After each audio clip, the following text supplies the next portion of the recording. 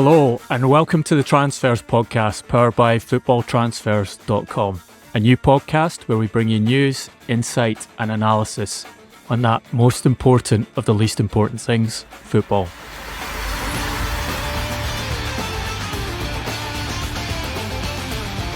I'm Duncan Castles and I'm delighted to be joined this week by a guest I've been trying to secure all summer. I actually feel like a director of football who's finally landed his number one transfer target. He is the doyen of English transfer market journalists, a man discerning supporters look to separate rumour from reality, former BBC sports correspondent, current football correspondent for The Athletic. Welcome to the Transfers podcast, David Ornstein. Duncan, thank you very much for having me. That was quite the build-up and intro. I'm not sure I agree with it all, but it's flattering all the same. And I've enjoyed listening to the podcast for years, especially with the late, great Ian McGarry. And since you've relaunched it too, with some fantastic guests from the journalistic and football worlds. And so I appreciate you having me on, and long may it continue. It's great to have you on, and just say that Ian was always a huge fan of your work and loved how supportive you were of the podcast. So I think it's fitting to finally get you on the pod today. So we're now less than 8 days until the transfer deadline day, August 30th this year. Biggest transfer fee in terms of that paid by a Premier League club so far is Tottenham Hotspur to Bournemouth, 55 million fixed and 10 million of variable payments. There's a big contrast to last summer where we had multiple deals over that, and in particular Declan Rice, Moise Caicedo breaking the £100 million mark. Do you see that number being surpassed in this less than 8 days now? Well, it has been a strange market, hasn't it? If we cast our minds back to June, all the conversation was about PSR and that 30th of June deadline and the scramble like we've not seen before. There were no massive deals financially. It seemed that some may be close, with talk of Anthony Gordon moving from Newcastle to Liverpool and so on. In the end, the clubs seemed to get their houses in order and comply with the regulations via the sale of fringe players and homegrown prospects. And then we moved into this period of calm. July, there was still major tournaments taking place, Euros, Olympics, Copa America. And the expectation was things would really kick off once they were all out of the way and we got into August. And that hasn't really materialised yet, but it still could. And I do expect it to be a really busy final week or even the final days, because things need to happen. But your specific question relates to the actual price of these deals. And you mentioned Declan Rice, you mentioned Moises Caicedo. We could also add into that Harry Kane leaving for a similar value out of the Premier League last summer. And even deals like Mason Mount were huge financially at the time. That's kind of the equivalent level to the biggest deal now, as you point out, with Solanke. We could see it go a little bit higher if the proposed Marc Guehi transfer from Crystal Palace to Newcastle comes to fruition. But when you look around the possible transactions, the clubs, the finances, the mooted transfers that could materialise, you're not hearing much about players moving for anywhere towards the £100 million or euros mark, let alone beyond it. Of course, in normal circumstances, when somebody like Victor Osimhen is being talked about, then you immediately think that would be a player of that value. However, the preference of Chelsea, if he is to come, is a loan of some description, and let's see if and where that goes. So we're operating in very different environment here, and one of the key factors behind that is the lack of activity, relatively speaking, from the Saudi Pro League so far, which was absolutely jaw-dropping a year ago. And that was fueling the European market, and in particular the Premier League. And the knock-on effect was that they could spend huge sums themselves. And that hasn't happened so far. Again, it still could, but we're not expecting enormous outlays from the SPL. Most of their squad slots are already filled, and they do still have ambitions to do a bit more, but no suggestion of what was being raised late August, early September 2023, which was Mo Salah leaving Liverpool for, I think it was Al Ittihad, and Correct. a proposed transfer in excess of 100 million. I remember breaking news of it when the bid finally landed on the English deadline day, but it didn't end up happening. So there will be a lot of activity, but I don't expect it to be at the value that you mentioned there.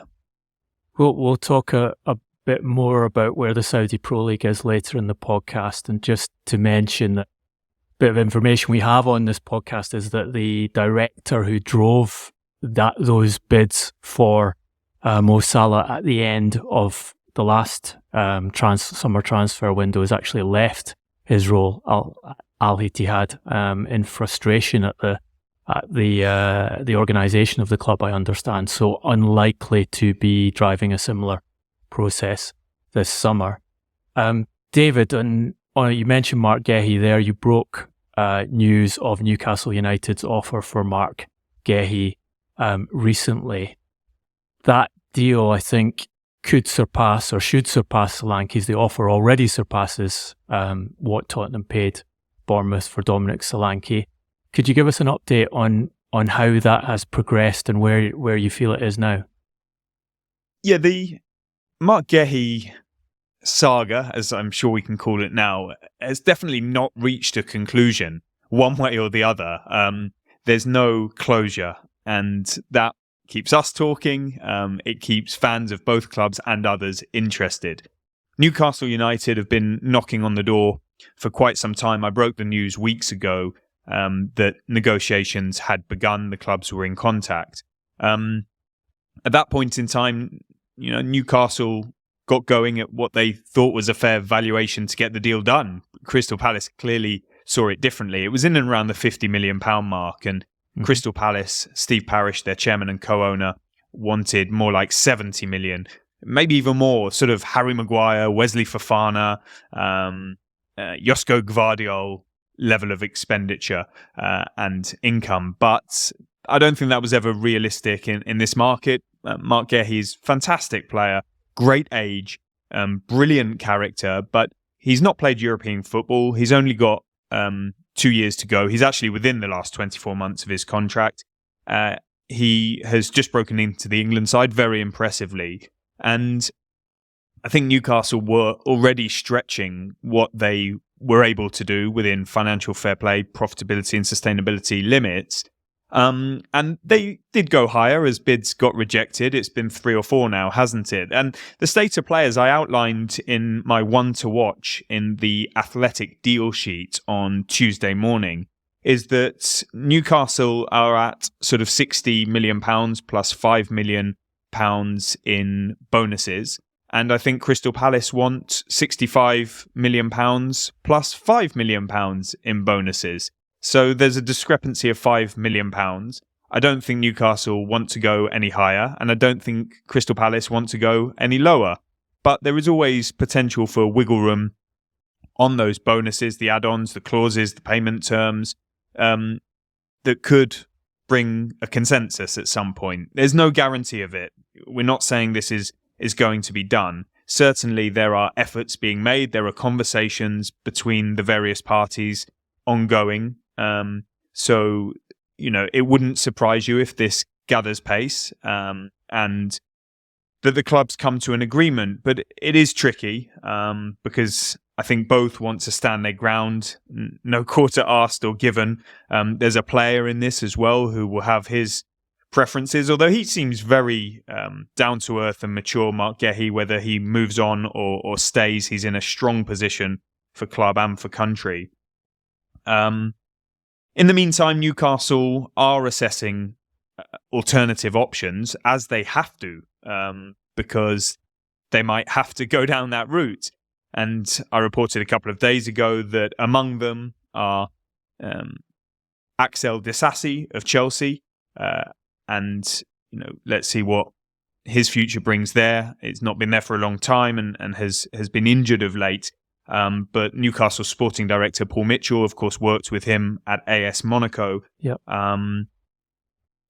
There has been some dialogue between the two clubs, and Newcastle expressed their interest, but I'm not aware of anything further at this point.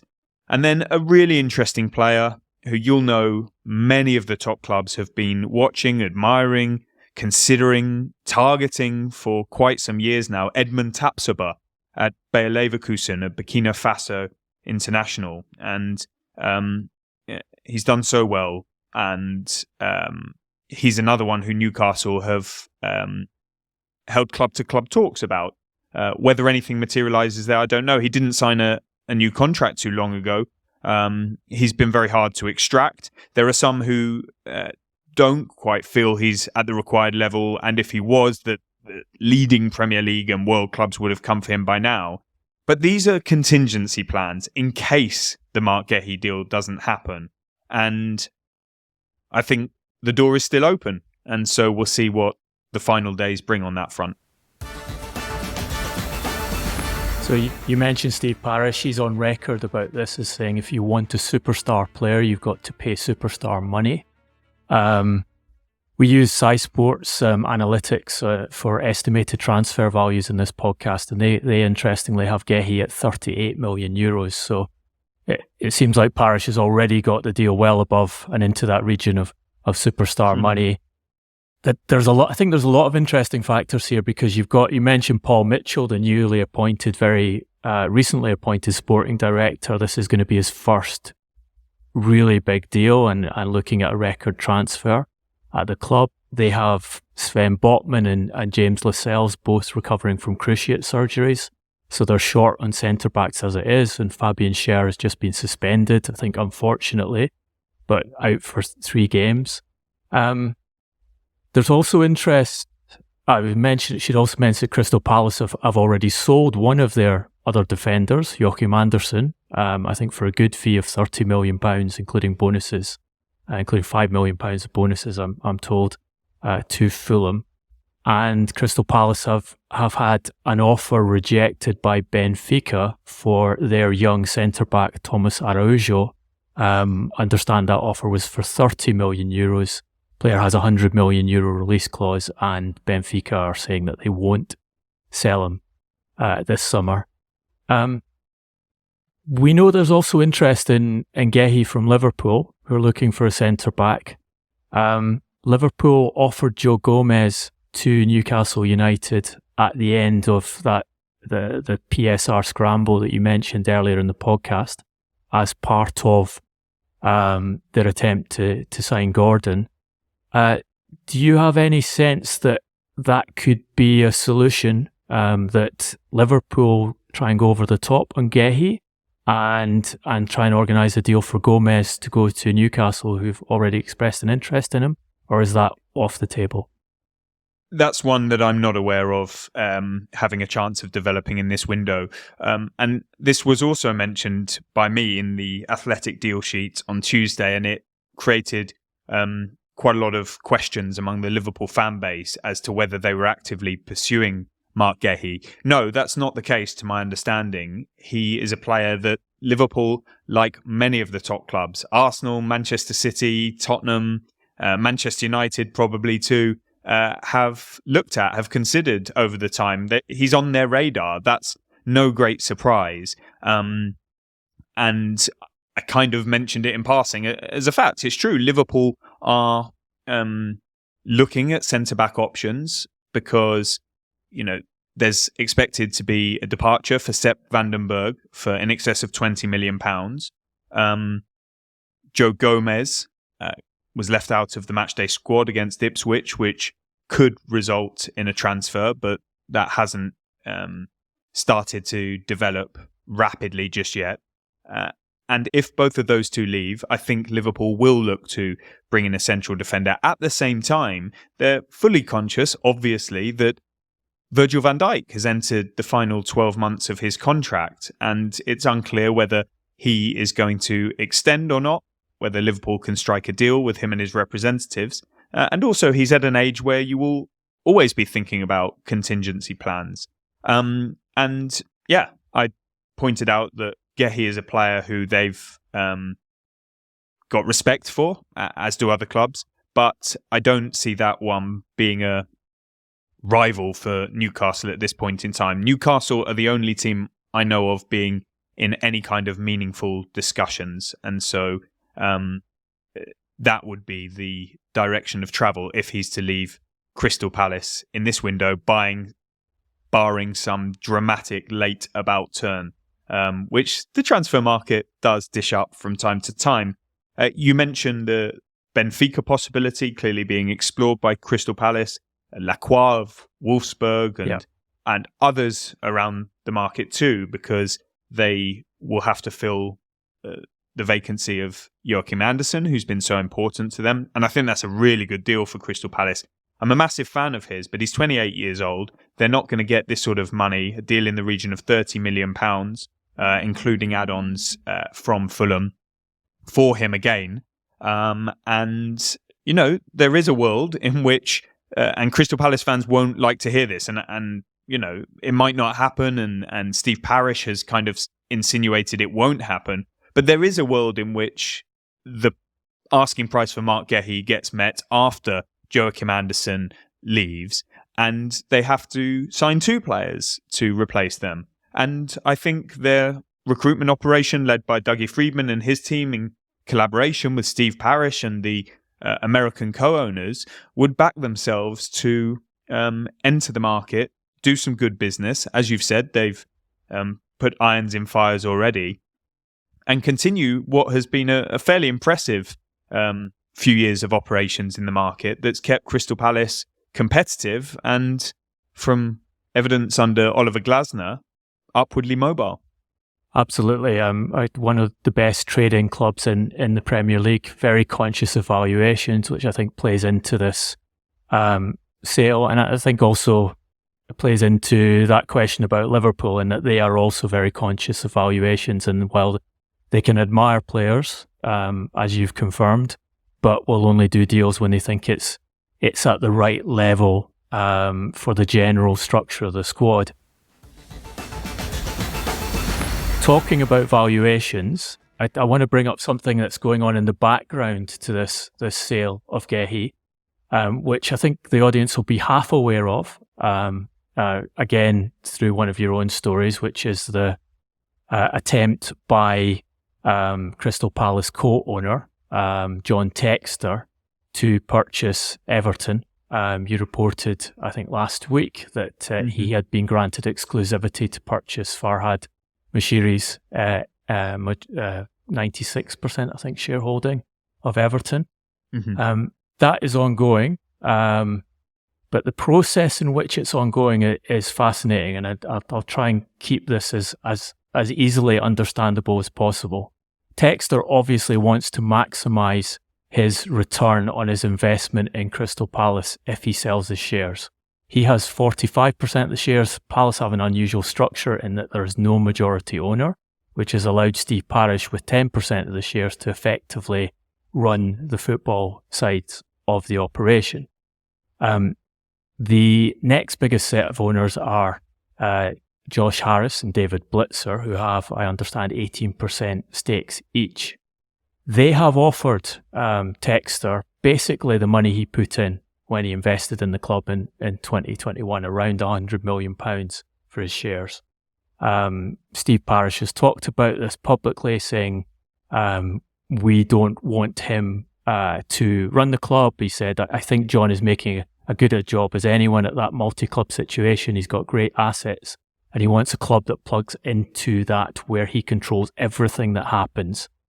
And we don't think that is right for us as a club right now. We'll do our best to get John into position he wants to be in, referring to the purchase of Everton. Textor's unhappy with the offer he's received on his shareholding. He has countered, I understand, with an offer to buy the remaining shares in Crystal Palace, particularly to buy the shares of Harrison Blitzer at an enterprise value of £500 million, which would be a huge premium on his own investment in Crystal Palace and also an even bigger premium on Harris and Blitzer's investment. Why has he done this? 2 reasons, I'm told. One, to say to Harrison Blitzer, if you're going to buy my shares, buy them at what I consider to be a realistic valuation of the club at the moment.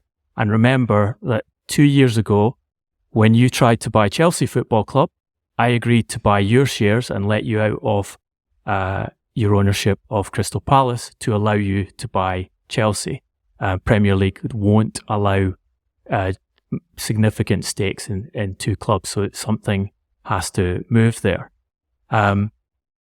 As I understand it, Textor would be happy to go and purchase Crystal Palace in full. If Blitzer and Harris agree to this and will not give him what he wants for a sale of 45%, he's prepared to take Crystal Palace in full instead. So we've got a situation here where he is using his leverage at Crystal Palace to try and maximise his return on his Palace shares so he can have maximum capital to invest into Everton and complete that deal and turn Everton into a recovery club rather than a club that has struggled for year after year. Or he's in a position where if Harris and Blitzer agree to that sale, he can then decide whether he wants to retain Steve Parish in place or take over the club by himself. It's a fascinating scenario, isn't it, David? Yeah, it really is. And I don't have any information to add on that fantastic detail. And there are a lot of questions being asked. Obviously, John Textor has his multiple other stakes and clubs in the Eagle group, most notably Lyon in France and Botafogo, etc. And the Palace situation has been brewing for some time. In the reference you made to Steve Parish going on the record recently, he was sort of open to the possibility of this move to Everton for John Textor, but it's easier said than done for the reasons that you outline. Now, there have been reports in the last 24 hours or so that John Textor has been on Merseyside for talks with Farhad Moshiri. Again, I'm not aware of that. I just don't have any fresh information from when I last reported on the exclusivity. And when I say questions being asked, people are saying, has he got sufficient money? Where is it coming from? How will he raise it? And will he be able to sell the Palace stake? And how long is this going to take? Is it just the next one that's going to rise and fall in a way that the Friedkin pursuit did and the 777 attempts and so on? It's going to be really interesting to see, because clearly John Textor has been on and around the scene for quite some months now, and the Friedkin group were preferred to him. In fact, they've invested, £200 million, and that needs to be paid back. There are also legal complications around the money owed to 777, again around £200 million. There's a lot going on here. There's a need to fund the new stadium as it nears construction completion. The club actually seem in slightly better financial condition than they were previously, owing to the work they've done in the transfer market largely, and new Premier League television revenues remaining in the Premier League and so on. But I think for the good of Everton Football Club, everybody involved, in particular the fans, many of whom I know and see at Goodison and elsewhere, who have been put through the ringer with this, some clarity, some genuine, concrete information and updates, and ultimately a resolution need to be found as soon as possible. Imagine what they've been through in the last couple of years with these 2 financial fair play, PSR, punishments, the takeover rigmarole, questions about their existence, really, and trying to win and enjoy football matches at the same time. They lost their opening match to this Premier League season. Really tough task going to Tottenham on Saturday. And you hope for their sake that there will be a glimmer of light on the horizon. Absolutely. And I think you're right to highlight that the purchase of Everton is clearly the far more complex of those two transactions, in that Textor's offer to Harrison Blitzer is such that if they do accept, or even if just one of them accepts, and the two of them are very good friends, so I think it's unlikely that we see a split, then Textor has the majority of Crystal Palace, and as part of the agreement that was created when he moved into the club, and it's quite an unusual ownership agreement they have, he has what's called dragon tag options, so he could then force the other shareholders, if he wished to sell him the remainder of the shares at the same price. Let's move on to Manchester United, because we've got a lot to get through in this podcast. Been asked for an update on Manuel Ugarte, I think, just about every hour for the last 2 weeks. As you probably have the same experience, even more often, David. What I can tell you on Ugarte is that Paris Saint-Germain now are telling me that they expect the deal to be done. They expect to secure the €60 million transfer fee that they have resolutely asked for throughout this entire process. They say that they will not be doing the deal on a loan basis in the first season with an obligation to buy in the summer. They want the cash and the transfer done in full as soon as possible. Interesting bit of detail here is that I am told that one of the reasons this deal has been delayed is that it's become something of a battle of egos between Nasser Al-Khelaifi, the president of Paris Saint-Germain, and Jim Ratcliffe, the new controlling owner of Manchester United. Why is it a battle of egos? Well, think back to last year when both Qatar and Ratcliffe were battling to purchase Manchester United from the Glazers. People were trying to say there was a separation between Qatar's bid for Manchester United and their ownership of Paris Saint-Germain. However, my guidance had been throughout the process that this was a state-run attempt to purchase Manchester United. The state of Qatar lost. Ratcliffe won that battle. And as I'm told, Khalifa wants to make sure that he exerts or reminds Ratcliffe that he can't get his way on everything. And if the deal's to be done, it will be done on terms that he is happy with. Can also add that I understand that Ugarte's agent, George Mendes, had a conversation with Paris Saint-Germain last night to update on the situation.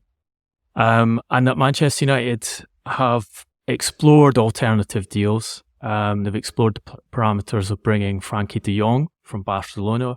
Barcelona would be happy to sell, but the salary involved is immense, over €20 million a year at present.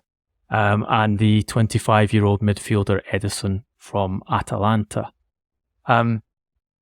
David, you've done a lot of work on Manchester United this summer. What's your general feeling or your general impression of how they've handled this first window with such radical changes to executive staffing and a fundamental change of direction at the club? It's been a year, Duncan, like no other at Manchester United, and certainly in their recent history. The investment that was sort of in the early part, late January, early February, by Sir Jim Ratcliffe and his Ineos vehicle. And immediately they set about making a raft of appointments. I remember breaking the news of Omar Barada switching from Manchester City to Manchester United as chief executive with a gardening leave period that would allow him to start in mid-July. In the meantime, there was this saga involving Dan Ashworth, got placed on gardening leave as sporting director of Newcastle United. And it got very messy about the proposed move to Manchester United. They got there in the end, but again, it would only be a summer arrival once the clubs have been through the threat of mediation and various other conversations that didn't bring a satisfactory conclusion, really, until it seemed Newcastle needed to do this for their PSR calculation. One executive arrived in that period. It was Jason Wilcox from Southampton. That deal was a little bit more straightforward to do than the Ashworth one. He took the role of technical director and kind of headed up the sporting side in the absence of the aforementioned pair. Then they came in, so there was 3 of them, and Christopher Vivell joined the operation to help with the transfers following the conclusion of his own gardening leave period following a departure from Chelsea. They've got Matt Hargreaves already there, who is working with all of those guys. You've got Sir Dave Brailsford as the director of sport for Ineos, kind of overseeing things. He's at Manchester United most days, Carrington in particular, in all the matches. Sir Jim Ratcliffe comes now and again. You've got Jean-Claude Blanc there with experience from Paris Saint-Germain and Juventus. So it might sound like too many cooks, but there's some really impressive guys there with complementary skills in a lot of areas and experience too, which Ineos lacked when they got sporting control of Manchester United. Of course, they've run Nice and Lausanne, as well as other sporting operations such as the cycling team and sailing team as well, but not Premier League football, nor a club at the level of Manchester United. And actually, I thought they went about their market business early on very quickly and decisively. It was quite impressive. I don't want to besmirch those who were working there in the past. There were all sorts of reasons for what happened, and there is culpability. There is at many clubs, but all I can say is that I thought the way United approached it this summer was better. Key positions, central defence, centre forward. They bought in one of each early in the market, relatively speaking, and that was Joshua Zirkzee, benefited from a fairly reasonable release clause in his Bologna contract. Impressive in what he had done there. Not prolific goal scorer, but clearly a very promising attacker. Bayern Munich background as well, and breaking into the Dutch national team picture. And Lenny Yoro reported on this very closely. The direction of travel was always Real Madrid, whether that be with 1 year to go on his Lille contract or as a free agent in the summer of 2025. You mentioned George Mendes there. He's involved with Lenny Yoro. Real Madrid was said to be his preference, but it wasn't clear that they were prepared to go to the sort of figures that Lille president Olivier Letang wanted, whereas others, such as Manchester United and Liverpool, probably would. I think the feeling at Liverpool was that if he's going to leave, it's going to be to Real Madrid, and so there's no point getting involved in that fight. However, Manchester United just did not go away and declined to follow such an approach. And the proposal that they made to Lille and Olivier Letang was music to their ears. They wanted to take that option, and they applied pressure on Lenny Yoro to do the same. I think even the likes of Rio Ferdinand got involved in persuading him to join. And he did. And that's a great signing for Manchester United. Yes, he's out with a metatarsal injury, but they didn't sign him just for the immediate term. He'll be at Manchester United, I suspect, for many years to come. He's regarded by brighter footballing minds than me as being one of the foremost, if not the foremost, young centre-back in European football. 19 years old, starting at central defence is very rare in top-level football, and he was doing that at Lille, and he's featured in the French youth ranks and will do in the senior setup in the future. And it's something Manchester United can be proud and excited about when he gets back to fitness and settles in. And after those two priorities, it was, what more can be done defensively? And Erik ten Hag was very keen to bring in Matthias de Ligt. They needed to form internal consensus. This is another player he's worked with in the past at Ajax, but given his situation at Bayern Munich, certainly something that was there to be done. And then the fullback area was part of the pitch that prompted concern for Manchester United and Erik ten Hag. At left back, Luke Shaw and Tyrell Malacia suffering from injury problems. Aaron Wan-Bissaka into the last year of his contract, and I think in favour of a move away from the club. It was initially Inter Milan that I think he would have quite liked to have joined, and that's when I reported that there was some conversation among intermediaries rather than club to club about him going there and Denzel Dumfries coming the other way. But I think Erik ten Hag always liked the possibility of Noussair Mazraoui, and it bubbled towards a potential double deal, which I remember revealing that Manchester United made their first offer for both of them, despite weeks of speculation and rumour and talk about individual bids. It was actually a double bid that went in, it was rejected, and that caused surprise and concern among the players' representatives and the players themselves, because it was made very clear to them coming into the transfer window by Bayern Munich that they were surplus to requirements, they were not part of the plans, and they could seek moves away. They lined up moves away, and then Bayern kept rejecting the approaches for them. But eventually Manchester United struck the deals. They were separate in the end, which was at a price point that I think is pretty fair, and especially on the part of Mazraoui, probably is going to come to be seen as a bit of a bargain. Let's see, early days, both featured in Manchester United's first match. And so that, saw them wrap up their main business before the season started. However, central midfield is an area of concern, clearly, and you outline your understanding of the Ugarte situation, again involving George Mendes. He's only had a year at PSG, and he was targeted very high on Manchester United's list from, before this summer window, coming into the market. And so they started conversations. The year there after Sporting Lisbon, and remember, he was being pursued heavily by PSG, by Chelsea, and probably others too, has not gone to plan. And so there's this opportunity to strike for Manchester United, for other clubs who are interested in him. It's not like they're the sole suitor. But PSG initially wanted pretty much what they paid for him, around 60 million euros. I'm sure there could be some wiggle room on that. Whether it becomes a loan with an obligation, it doesn't make much difference. That's the same as a permanent sale. And there has been this sort of tense situation, an unbelievable amount of reporting. And the only thing I know as we record this, despite what everybody is seeing and asking us relentlessly, is that there's not an agreement in place yet. And whether or not it needs Manchester United to get somebody out, such as Scott McTominay, there's been approaches from Fulham. That doesn't appear to be going anywhere now that Sander Berge has arrived there. There's been interest from Napoli. Will a move materialise for him or not? Could they do Ugarte irrespective, or would it be contingent on that? What about other targets if the price point ends up not being right for Manchester United? And we've seen multiple names linked. Erik ten Hag has an affinity with Sofian Amrabat, who has been at Manchester United last season, whatever people think about that, and various other names. But that position is clearly one that could be filled before the market closes.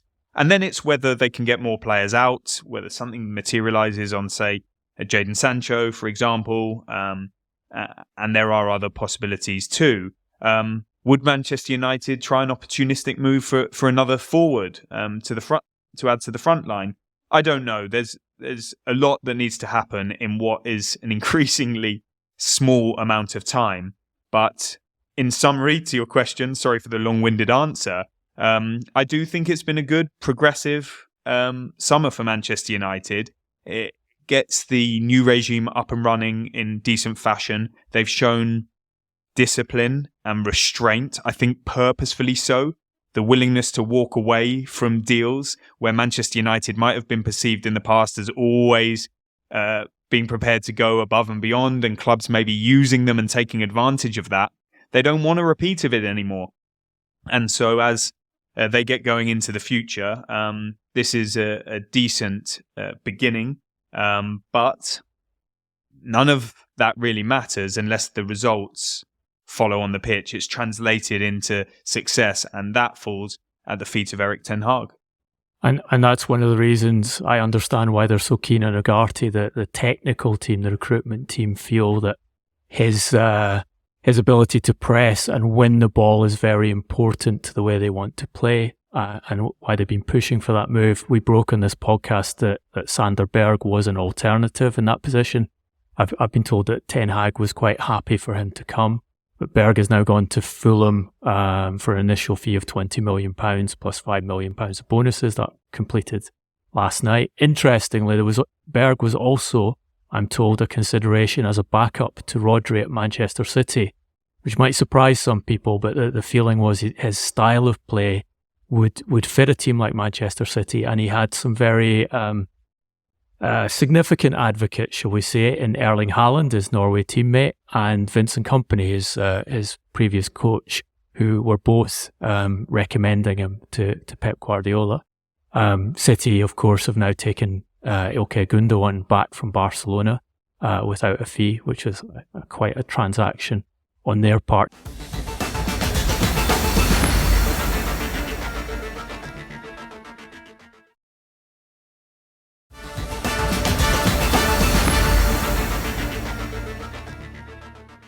Just one last question on Manchester United. I think it's notable that all of the major deals they've done, Euro, Xerxes, De Ligt, Mazraoui, have all been done with very significant agents in this space. So you mentioned George Mendes there with Euro, Xerxes, Kia Jarabshin, and De Ligt and Mazraoui both represented by Rafaela Pimenta. So I think for me, that's quite significant when you have a new ownership group come in and they decide we want to operate with the biggest players in the transfer market in terms of player representatives. Yeah, Manchester United are at the top table of the European transfer market, the world transfer market, you could say. That's where their history and activity and their view of their status places them. And whether it's in that position or slightly below, you deal with whoever you need to deal with to get these deals done. But many of the biggest agents control the most prominent players that clubs like Manchester United are in the market for. And their relationships are long-standing and pretty deep because, you go back through some of their historic deals. They did the Paul Pogba deal, infamously, you could say, with the late Mino Raiola, and some others too. Henrik Mkhitaryan springs to mind. Then George Mendes, we only need to look to Cristiano Ronaldo, but many others as well. Kia Jarabshin, as you say, on the Xerxes deal, and some others, Andreas Pereira, I think, but maybe less notable than some other representatives. Rafaela Pimenta, of course, she has taken on much of the Mino Raiola stable after his passing and has got some fantastic players and is clearly involved in some of the biggest deals in football, and no doubt there will be more to come. And it's the same with the USGs and Stellas and Bases of this world, but that's not to discount individual, smaller, more niche and bespoke agencies. Manchester United will follow the talent, but it is fair to say that the relationships are really important and they help facilitate these situations and these players that fans are salivating over and baying for to come to their clubs. And the truth is they've got big rosters of players. You only need to go on Transfer Market and have a look. And, it was interesting when John Murtough was at the club as sporting director, or football director, I should say. There were some images towards the end of him traveling with agents, and one of the reasons for that was that he was introducing, because you saw Matt Hargreaves, who works on Manchester United's contracts, he was introducing him to some of these people and clubs, because it's all about connections and relationships. It's the same for you and me, Duncan, in the work that we do, and yeah, that's critical, and so that was a base that Manchester United already had, but you always need to build upon, and other clubs have done it pretty effectively. I think Edu at Arsenal, for example, is really well thought of among most of the agencies and agents in the world. Very well connected, And you'll be seeing similar things at your Tottenhams, where you've got obviously Daniel Levy and Johan Langer, and you had Fabio Paratici before, and Chelsea with their sporting directors, and Newcastle have Paul Mitchell, and Manchester City, one of the best in the world in Cheeky Bagirstein. They had Omar Barada before, who's now at Manchester United. At City, he worked on the Erling Haaland deal, which was very closely collaborated on with Rafaela Pimenta. So then, of course, now he's at Manchester United, and there's the connection there. So I'm sure he would have had some involvement in the signings of De Ligt and Euro. And so that gives our listeners a little insight into the world of these intermediaries. I must say, and it's not for me to defend them, I've got no reason to, and people listening may say, of course, he gets his stories from there, but that's couldn't be further from the truth in terms of you check with all sources and make sure you get your information corroborated from wherever it may be, from executives, from players, from staff, from families, from agents and sporting directors, all manner of places. But for all of the bad agents, and there are bad journalists and there are bad bankers and bad operators in every walk of life, there are also many good ones. And if you speak to the players themselves, I think they would have a very different perspective to many of the members of the public or even within football who are incandescent with rage at the money that agents earn. You know, some of them do an unbelievable job for their clients, and the clients actually think that they are worth more than the money that they get paid, and they do have a lot of expenses over their heads in running big agencies in particular. And you know, I remember an agent saying to me years ago, for all the hundreds of for the one player that they might have who makes it to the Premier League, has some progress, wins a trophy, makes a name for themselves, has a big transfer. And by the way, many agents don't even get that big transfer, don't get the one player who has success. There are also hundreds of others that they work with who don't get there. And they're traipsing up and down the country to grounds and stadiums and meetings and some very difficult situations with families and demands. And when money gets involved, it causes difficulties. But lots of these deals that fans, the media, the public, the game, the clubs themselves, the leagues celebrate on social media or on mainstream media, in conversation, only come about because of the work that the agents put into helping strike them and bring some consensus, to get the price point right, to make sure the salary is acceptable, exit termination agreements, breaking impasses within negotiations and talks. And there are instances where they cause problems as well. So I'm not getting away from that, but it is a core part of the game. FIFA has tried to enforce regulations to bring in a cap on commissions and various other new rules. Having previously deregulated the industry themselves, they've tried to re-regulate it. Those have been subject to legal challenges. The legal challenges have succeeded, and so it's all on hold and pause now. And it's right to debate the amounts of money and the ethics and this, that, and the other. That's good, that's healthy, but there is a different side to the story as well.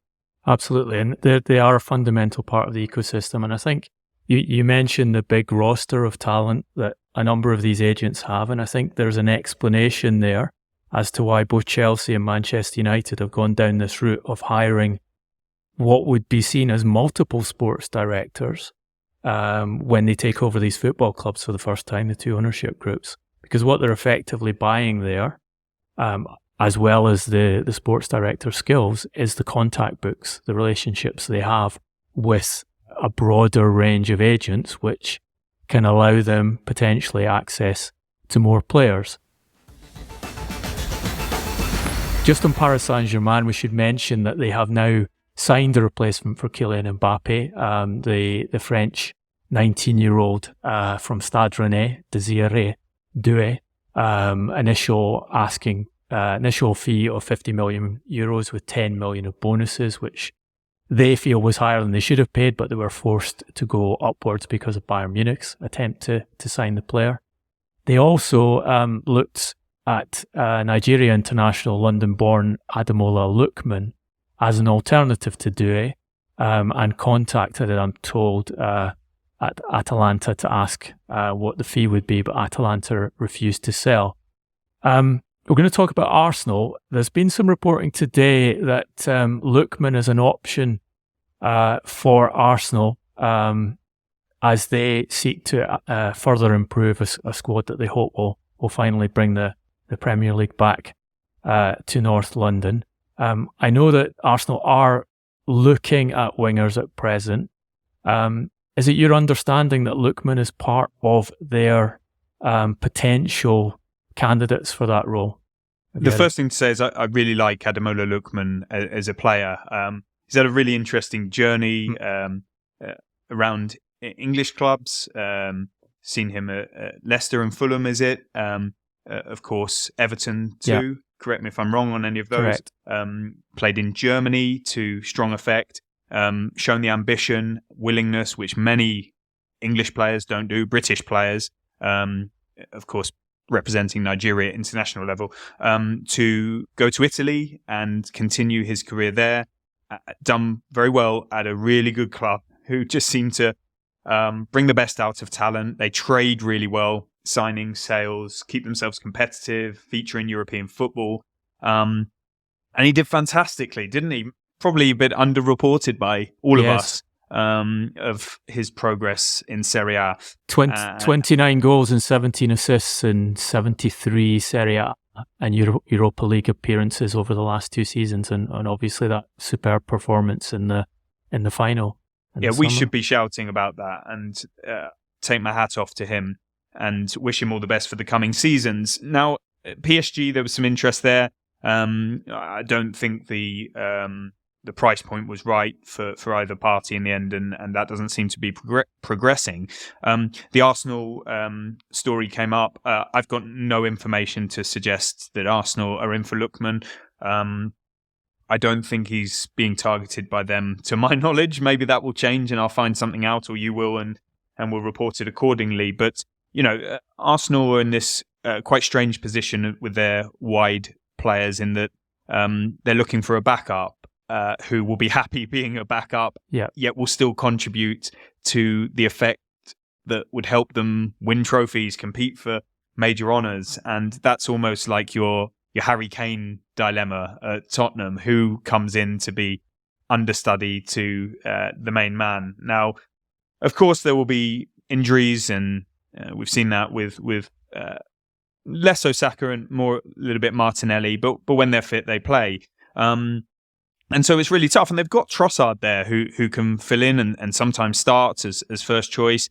And they'll be looking at players, and it's just not easy at all. In the past, there was Pedro Neto, who the Arsenal decision makers were big fans of, and they made offers. He's now at Chelsea. The one that Mikel Arteta and those involved at Arsenal really like is Nico Williams at Athletic Bilbao, but he's the apple of everybody's eye. Barcelona, Chelsea, anybody who could get hold of him would. And we saw why at the Euros in particular to the wider audience.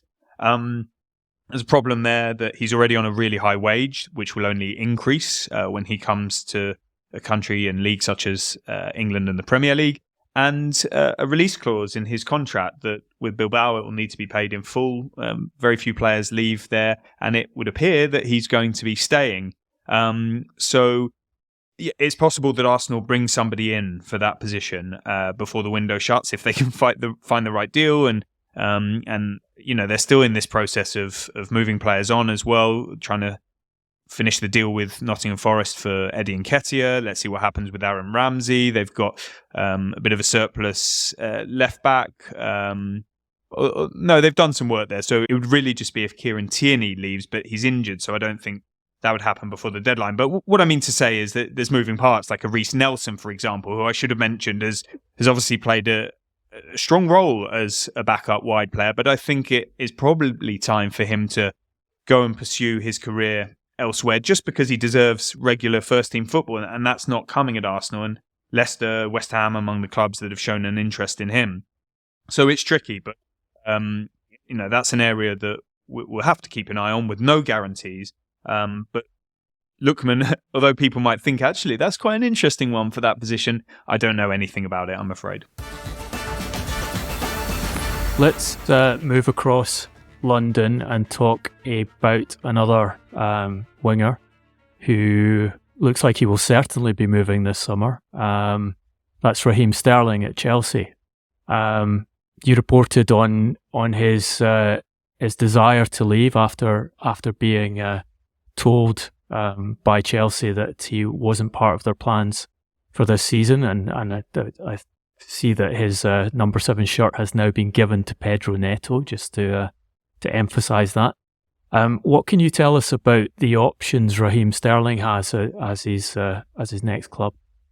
I don't know the options because I don't think they're really formulated yet. And Raheem Sterling's been given a few days off. They kind of mutually agreed that he would train away from Chelsea Football Club, whether that be a home or somewhere else. That definitely was the case on Tuesday and Wednesday of this week. They've got a match tonight as we record this, qualify for the Europa Conference League, so he won't be involved in that. Losing the shirt number isn't great, but I guess, brutally speaking, it's a logistical thing because he's not got a future at the club, it would appear, which is a bit of a shock, but Chelsea are adamant it's a technical decision. Clearly, he came in very early in the lifespan of the new regime and on a high transfer fee, I think a fair transfer fee actually, and a high salary. Reports suggest £325,000 a week with no reduction for missing out on Champions League. Chelsea's salaries are now far lower. The deals they're handing out are longer and on far inferior wages, with clauses that could give them uplift on bonuses with success and European progress, but also reductions if that doesn't happen. And that didn't apply for Sterling, but I must reiterate, Chelsea say it's a technical decision.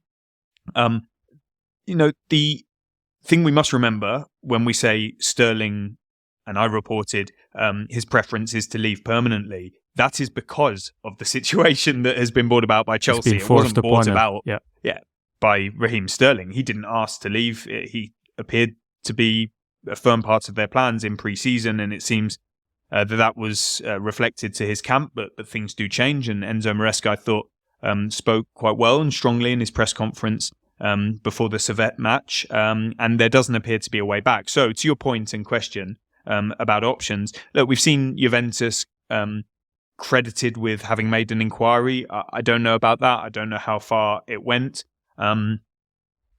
We've seen the Saudi Pro League rumoured. Again, not aware of interest on that front, but this will be Raheem Sterling's decision. He doesn't need to leave. He's under contract.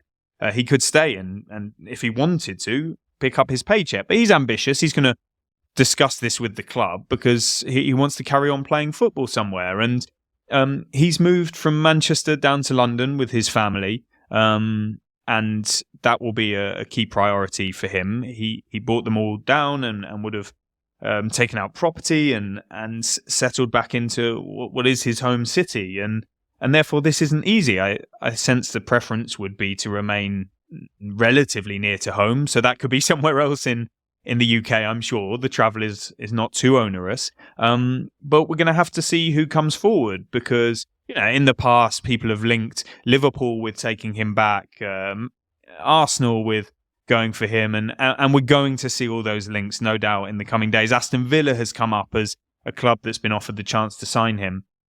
And then people turn around and say, but nobody's going to pay his wages and a transfer fee. I think we've got to show a bit of respect here. How do we know that Raheem Sterling won't compromise and accept a different salary to continue playing and enjoying his football and life? I don't think we should always just assume that every player is going to demand as much, if not more, in their next move. Even though that is normal, it doesn't mean it's a given. And will Chelsea give him some money as part of the package? We see that all the time at clubs and help out the situation. It happened with Aaron Wan-Bissaka leaving Manchester United for West Ham. If somebody like Aaron Ramsdale is to move on from Arsenal, there are clubs who, with total respect, can't really afford his wages. But Arsenal and Aaron Ramsdale know that a move needs to happen for the good of his career, and Arsenal want to bring in a different number 2 in Juan Garcia. And so a club like that would give some salary, you suspect, if it helped a deal towards the end of the window. So there's going to be all sorts of dialogue taking place in these next days around Raheem Sterling, but it will have to be right for him, and it's not an easy situation by any means. I'd just point out he's 29 years old. I mean, that's still pretty prime, and he's got, a number of years left in him. He could go to 34, 35. He doesn't get injuries that often. He's in very good condition. He's still very, very quick in the analytics. Yeah, his pace is there, his conditioning.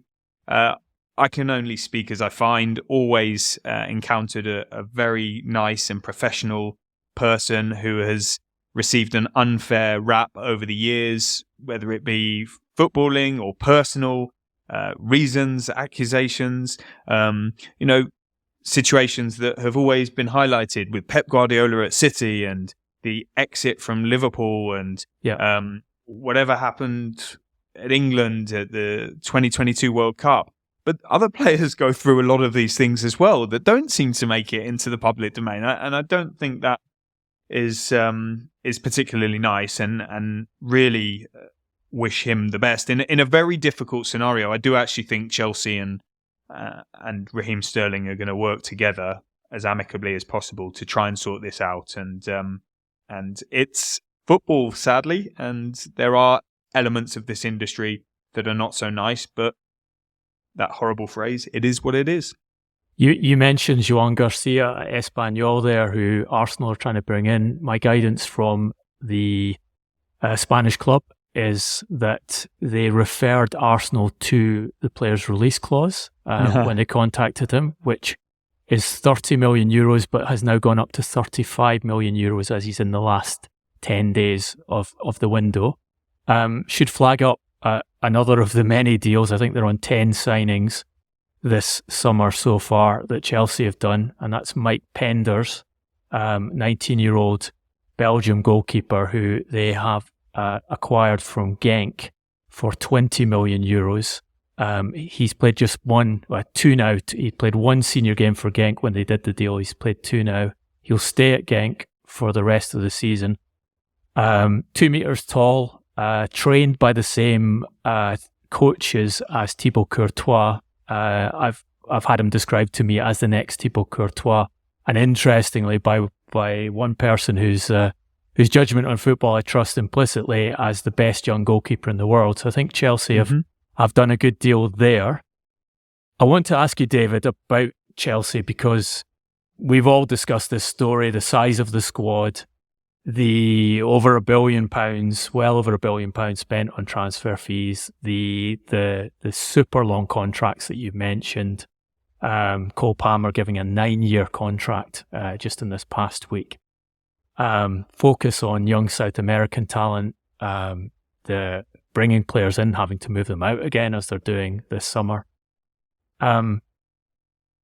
You'll have had the same thing as me of people in football who are used to how the transfer market works and its established patterns, criticising this and querying it. I think mainly because it's very different from anything else we've seen. It's the former Liverpool director of research, Ian Graham, talking about it this week. It's certainly something different. From the outside, it's difficult to really understand the strategy. Do you have a sense of the logic of what they're doing? Because I'm sure they do have a logic. This isn't a random plan. There is a strategy from Clearlake here. Do you have a sense of what it is? Yeah, I think it's actually quite easy to see. Whether it materializes as planned, that will take time, and nobody wants to hear it, but patience too. The money spent is eye-watering, you could say, but they've also recouped huge amounts of money to leave themselves compliant with profitability and sustainability rules so far, and they are completely confident that they will continue to be going forward. And of course, the PSR rules change as well, which from people I speak to across the Premier League they think that will be better for the game and the clubs, moving from the aggregated losses to the squad cost control rules. There's also anchoring within there as well. I'm not going to bore people with it now, but it can be read about online, and we'll be talking about it a lot more in the weeks and months ahead. So Chelsea's new hierarchy clearly believe in signing the world's best young players, and you could argue about some of their recruits so far and whether they fit into that bracket, but you can say similar about the recruitment at every club. There will be mistakes, no doubt, at Chelsea and elsewhere. There will be successes. There will be cases of players who don't show their true potential and mature for a while yet. And that's something we've seen before.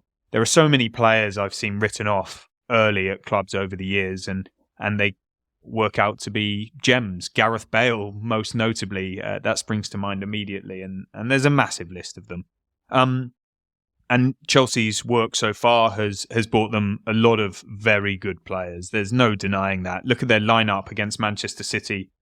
Last Sunday I was there at Stamford Bridge and it was excellent. And with time and Enzo Maresca, the latest incumbent in the dugout, to work with them and try to implement a style, you would like to see them gel nicely and challenge the top teams and really progress. They've got the skill, ability, potential there, not really the experience, so that will have to come. But there's no real excuse for this crop not to excel. They also have players coming in future years, and the one I'll reference immediately because of conversations I have across football about this player are so promising is Esteval, the young Brazilian. People that have no reason to be complimentary about Chelsea tell me that they've signed a potential world-class player, a real star of the future, got all the ingredients to do very well. And there are so many factors. I'll just interject here and say I'm hearing exactly the same on Estevan from clubs who tried to sign him and couldn't go to the same feet, and from other people that that's a really serious talent. Now there are many factors that see players not fulfill that potential, so we must bear that in mind. So there's the signing of the best young players around.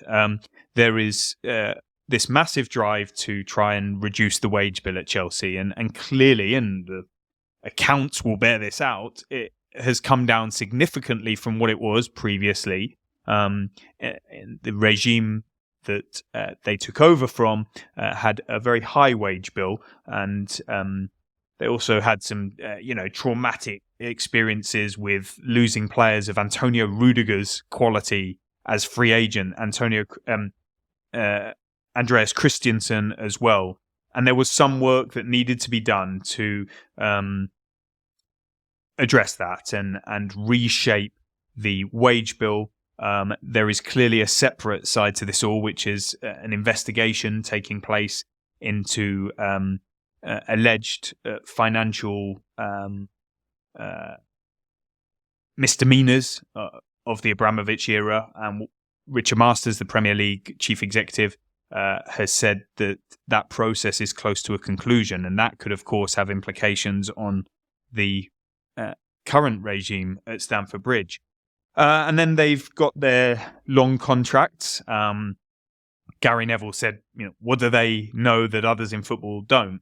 Well, everybody knows, there have been long contracts in the past. I remember Cesc Fabregas being on a whopping great big deal at Arsenal. Alan Pardew when he was at Newcastle. It's not reinventing the wheel, but Chelsea have rolled this out en masse. And most people know about this now, but if not, the contract length allows you to spread the cost of the transfer fee. So the longer the contract, the lower the annual payments for the player in terms of the club-to-club deal. So that's a process called amortization. UEFA regulates that at a maximum of 5 years. The Premier League did not have a limit. They do now, 5 years or so you can only spread the cost of a transfer fee to a maximum of a 5-year contract. So that's a £100 million deal split between 5. You do the maths, and that will that will go into your accounts per year as that evenly split cost.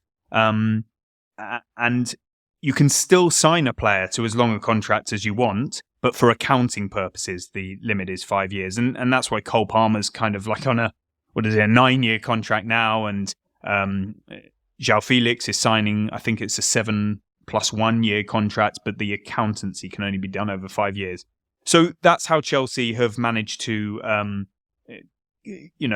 explain their big spending, not breaching the regulations. And the other fundamental part of that is, as I said before, the outgoings. You only need to go through the list yourselves. The likes of Kai Havertz and Mason Mount and now Conor Gallagher, Armando Broja, although that's loan with an obligation, so they won't see the benefits of that yet. Ian Matson, there's going to be a Romelu Lukaku deal by the looks of it. Even previously, players like Jorginho, I'm probably overlapping eras here, but the facts are there. And then people say, no, it doesn't quite add up. Okay, so it doesn't, because they've had to do some other things too. Within the rules, whether people like them or not, they have sold 2 hotels on the Stamford Bridge site. That is permitted within the current Premier League profitability and sustainability regulations. It will take the 20 clubs to vote for a change, and they haven't so far. And that means others can benefit from it as well. There's been a lot of conversation about the women's team too. I don't actually know the ins and outs of that, but it might be seen as exploiting loopholes, unethical, people unhappy and grumbling about it. But the bare facts are that Chelsea are compliant, and they say they will continue to be. And to your original question, they believe that by signing these top young players and hopefully at some point for them getting a head coach who can bring the best out of them, that they can bring sporting success to Chelsea in the future while also maintaining a sustainable, or at least law-abiding financial operation, which they didn't believe was the case before. And I'm afraid we're just going to have to see whether that bears fruit, and only time will tell. Yeah, obviously a lot of those deals, pure profit by selling academy products. We've seen Conor Gallagher finally move to Atletico this week on a deal that can reach 42 million euros in value for Chelsea. David, as a former Chelsea trialist, do you ever think I too could have been sold to Spain on a pure PSR profit deal and heralded it into the Metropolitano by a phalanx of Harley Davidsons?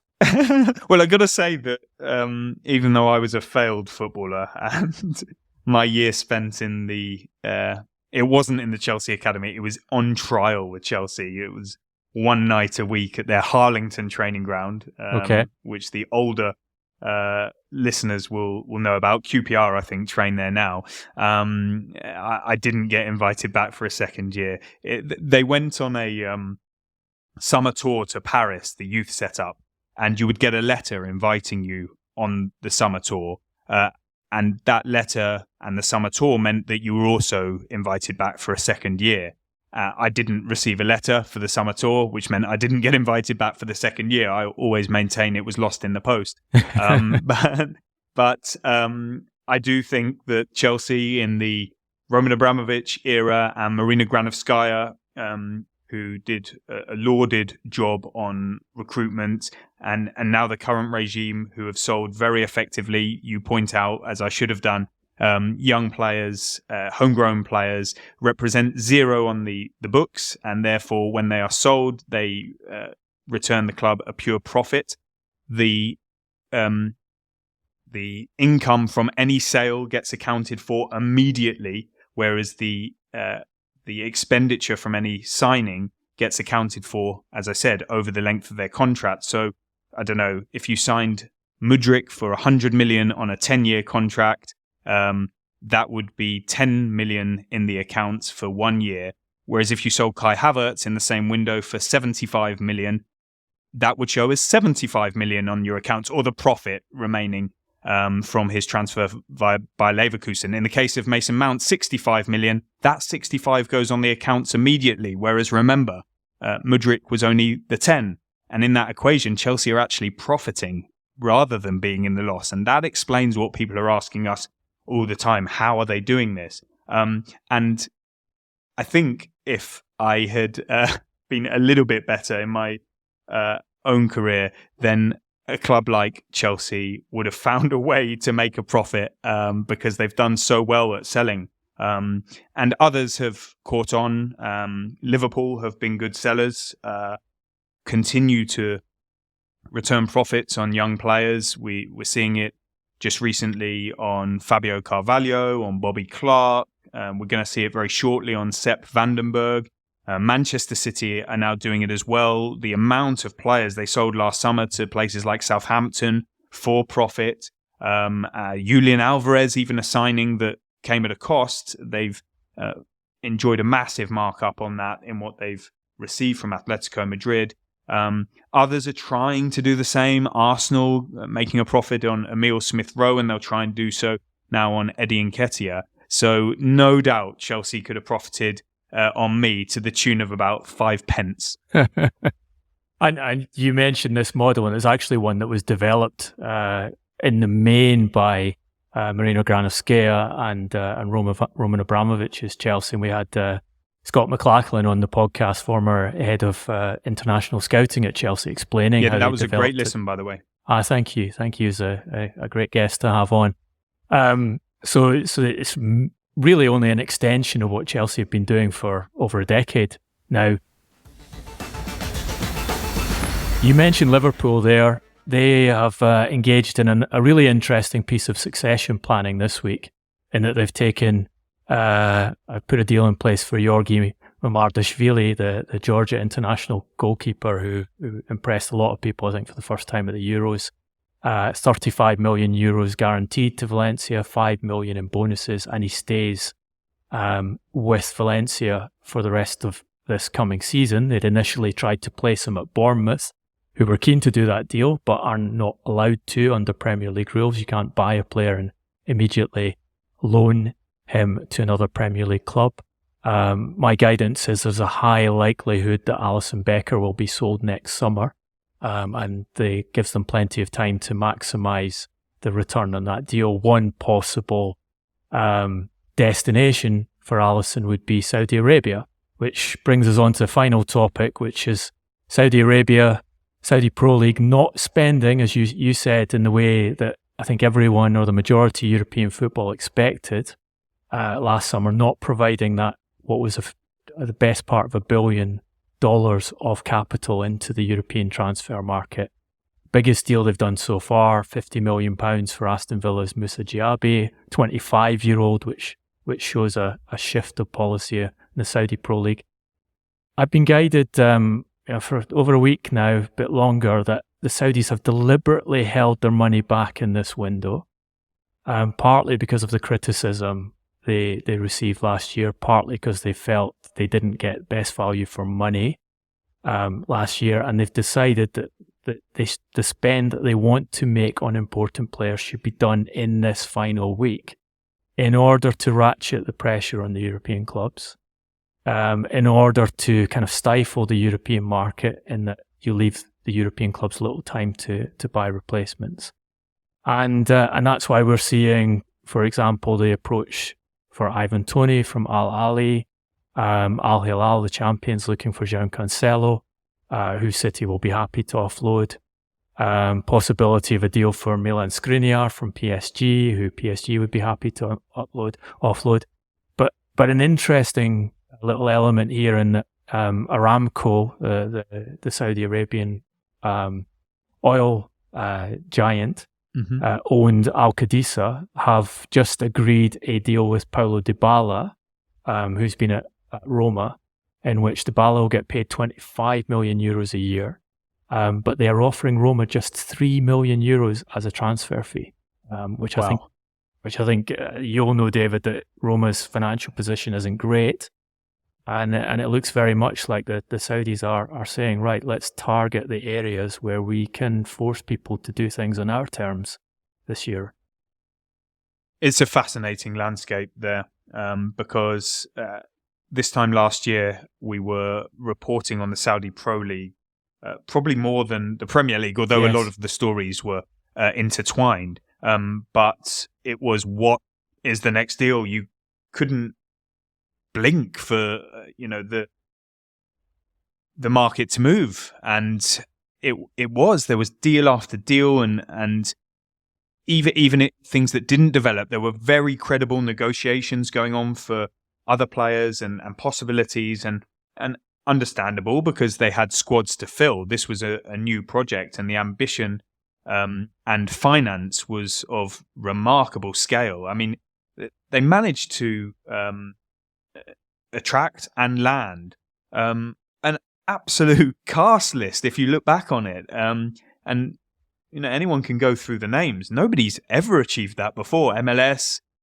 Chinese Super League, which did well in its boom. The bust was pretty spectacular, but this exceeded, and it does appear to be here to stay. They're going to build the project in a way that China didn't. The government remains behind it, it would seem. They've got the World Cup on the horizon. They are trying to really grow society and sport and recreation, and football seems at the heart of it. Stadium development, training ground and infrastructure around the clubs, sports science, data analytics. I know a lot of people working out there now. So I would very much like to think it's here to stay. And back to the deals, I was over in the USA for pre-season. There was the MLS All-Stars playing against Arsenal in Washington. And I remember being in the hotel gym at about 4 a.m. UK time. 4 a.m. Washington time, maybe even earlier because of the jet lag. And stopping from bicep curls to break the news that Riyad Mahrez, a deal had been agreed with Manchester City for him to go there. The ambition showed no bounds, and not of me on the bicep curls, but of the Saudi Pro League and the transfer market. And fast forward to now, I've barely done any stories this summer on the deals, and that's because, as we touched upon before, most of the squad spaces are filled. They tweaked the rules a little bit. You could sign maybe one extra player of any age and then a couple more of a younger age. But it hasn't led to a massive influx. I've got to say that coming into this window, the conversations I had with people in and around the Saudi Pro League was that it is going to be very different. There's not going to be lavish spending. It's going to be a sprinkling of big names who will really add to the competition and finesse the teams. And you'll remember there was strong interest in Kevin De Bruyne, for example. Even players like the Arsenal central defender Gabriel Magalhaes has always been linked with them, and these deals didn't materialise. Mo Salah, Ederson, I think, is a good example here, who was keen to move to Saudi Arabia. That deal could have been done. Man City set a price, and the Al Ittihad and I think Al Nassr, was the other. Yes, that's right. Other club who were looking at, both decided that's too high a transfer fee for a goalkeeper, 50 million. Yeah, and I heard about the Alisson interest, as you rightly pointed out before. Mo Salah, one of the biggest stories I did at the end of last season coming into the market was that Mo Salah is firmly expected to stay at Liverpool, and it seemed to cause incredulity in parts of the social media landscape, and it was just the truth that Mo Salah intended to stay. Liverpool expected him to stay and thought he looked fully committed to that. All indications at the time were to that extent. And the Saudi Pro League, crucially, had obviously made overtures because they were trying to sign him in the summer of 2023. And their information and intel was that Mo Salah wants to stay and continue in Europe. So there was difficulties. That's one part of it. There's also a lot of politics there, and a lot of people. You could say too many cooks, because you've got people from the Central League, and of course there's the sporting director there, Michael Emenalo, And then you've got the clubs themselves with their owners and their executives and their sporting directors. Many of sporting directors, as you've touched upon previously in this podcast, have come from Europe, from Spain and elsewhere. And there are agencies in the UK who are helping and working with the Saudi League to place some of these sporting directors to really try and bring the game forward. But with all of these different people, and especially when you have 4 clubs owned by the Public Investment Fund for Saudi Arabia, kind of with their own people and their own advisors, doing their own negotiations in London hotels, in different parts of the world, on video calls, separate to the league, but then the league have to get involved to sign off spending because there's government involvement in all of those sorts of decisions. What I present there, with all due respect, is quite a complex and messy or potentially messy landscape, and that makes things difficult. I've got to say that that's probably expected for a league that is still in its infancy, and you're going to have that early surge because of what they decided to do last summer, and then it has to settle down somewhat. And so I didn't know what you said about this end of the window. They're going to go for it potentially and maybe take advantage of the European market, which will give the European clubs a massive headache if that happens. It also means I really need to get on the phone because I wasn't aware it was coming, and it seems like the cavalry are appearing over the hill. And look, there's another element to all of this for all of those who it's worked out for, and players like it out there, coaching staff like it. I've heard a lot of good feedback. There are also some for whom it's not right from a cultural perspective, from a lifestyle, family, a weather, football quality, and who will want to come back or return or move elsewhere. And so these are little teething problems that they're going to have to tackle as they go, along with the politics, along with everything else. But it's something that has had a major fundamental impact on the European and Premier League market, because that flow of finance just hasn't come so far, and that has the collateral and knock-on effect of limiting what the clubs here can do. And it was a crutch for the Premier League and many other European leagues last summer. It was like, if in doubt, turn to Saudi. They'll sort us out. They'll get us out of trouble. I really don't think the Saudi Arabian Pro League and hierarchy of the country liked that impression and didn't want it to continue, because they want to be respected as a competition in their own right and do things properly. And the ramification is that it's been a much more measured summer so far. But now you've made me think all hell is about to break loose. I certainly am not being told it'll be at the same level as last year, of course. But that strategy is what I'm being guided on. You talk about image being important, and I think we should mention Cristiano Ronaldo here, and Cristiano Ronaldo sort of publicly complaining about the quality of players he's alongside, which presents an interesting conundrum for the Saudi Pro League, in that their absolute star poster boy of the league is now speaking poorly about it, and I'm not sure there's anywhere else for him to go. David, you've given us, the audience, an amazing 90 minutes here. As a long-term listener to the podcast, I have to give you the opportunity to do a hero and villain. Put me on the spot. I'll do the villain first. I'll let you do the nice guy side of this. You go for the villain then. I'm choosing this week the new UEFA draw process for the Champions League, Europa League and Conference League.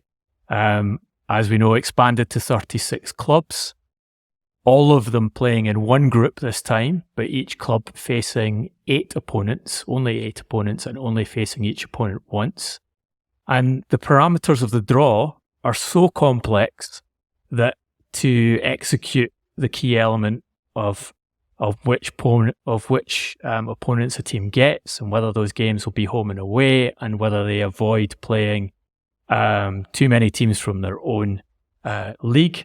The UEFA have decided that it's impossible to do the draw in the traditional fashion of balls being drawn out of pots with famous former players, and it's been handed over to what they describe as dedicated software, which will randomly draw the combination. So UEFA's own social media explainers of this are still 2 minutes long, and supporters are understandably unimpressed at the idea of the draw for the most important club competition being sorted directly by a UEFA-run computer. Just not a good start to what I think is potentially a very problematic format change for the best club competition we've ever seen. Yeah, one of the less appetizing parts of the so-called beautiful game. So for the hero, I am going to go for a person rather than technology or a structure, and I'll say Yankuba Minteh. Okay. He was, I don't want to say one of the victims, but one of those who was involved in this PSR scramble over the summer, June 30th, and he essentially was used by Newcastle to help solve their problems. So was Elliot Anderson.